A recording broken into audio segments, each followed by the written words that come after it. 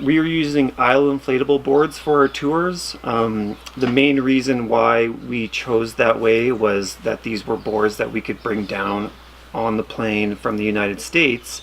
That was a much more affordable option for us, and we knew, because there wasn't a lot of paddleboarding happening on the lake, we needed to slowly sort of create the demand for it here.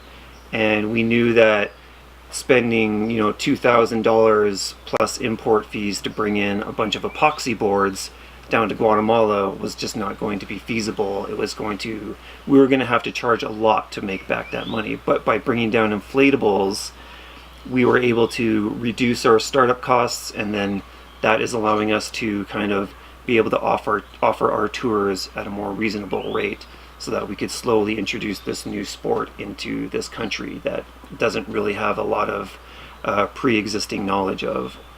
The type of board that you use mostly just depends on the type of paddle session you're trying to go for. We have discovered that though there are a lot of people who love to go for long adventures, most people are just looking for a fun experience.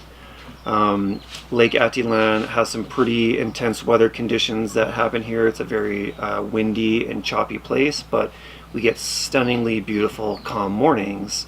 So we are quite comfortable taking people out on the inflatable boards.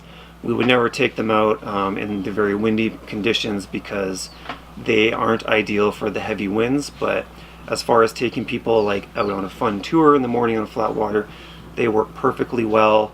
I actually have a lot of people who don't even realize that they're inflatable boards after spending 2 hours on them.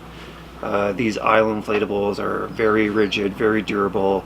You could drive over them with a truck and they won't pop. They're made out of military grade PVC stitching, so other than not wanting to use them in intense winds, they're perfectly fine for any paddleboard conditions, and they're definitely more than acceptable for the types of tours that we offer here.